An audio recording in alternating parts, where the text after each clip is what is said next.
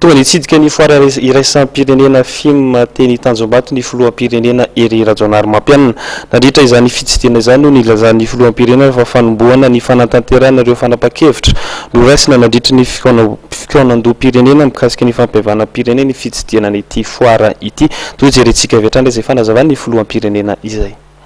Ny fitsidihana ny foara iraisam-pirenena ny Madagasikara na ny film izay ny farany omaly dia efa anisan'ny fanombohana sahady ny fanatanterahana ireo fanapa-kevitra ny raisina nandritra ny fikaonan-doha-pirenena mikasika ny fampihavana-pirenena tanterahana teny Ivato ny filoham-pirenena Hery Rajaonarimampianina nandritra ny fitsidihana nataony teny Tanjombato omaly alahady. Nambarana ihany koa tamin'izany fa dia mila toanana mafy ny indostria malagasy mba ahazoana vokatra tena tsara.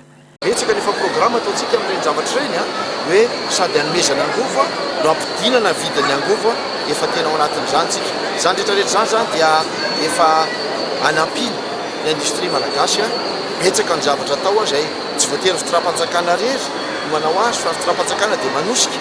Ohatra hoe ao fampindramam-bola hitanareo fa betsaka ny banky izay ato ao ireo azo lazaina hoe mpanome hevitra na mpanampy amin'ny hevitra amin'ny conseil betsaka izany rehetrarehetra zany dia verifié hanatsarana indostria malagasy daholo zany zavatra. Arahotana ihany dia matoa aiza ho aiza mikasika amin'ilay fampiarana ny révolution teny amin'ny CCI ireny.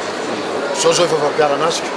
Ny fampiarana azy voalohany dia ny fampandrosoana indrindra ny indostria zao dia efa fampiarana azy. Tsy politika fotsiny angeny resahana fa ny tena politika dia fampandrosoana ny ara-toe-karena indrindra. Tokony hotohizana hatrany ihany koa ny hetsika tahaka izao ihany ny filoham-pirenena satria dia manampy ireo mpandraharaha malagasy amin'ny fampivoarana ny famokarana ataon'izy ireo.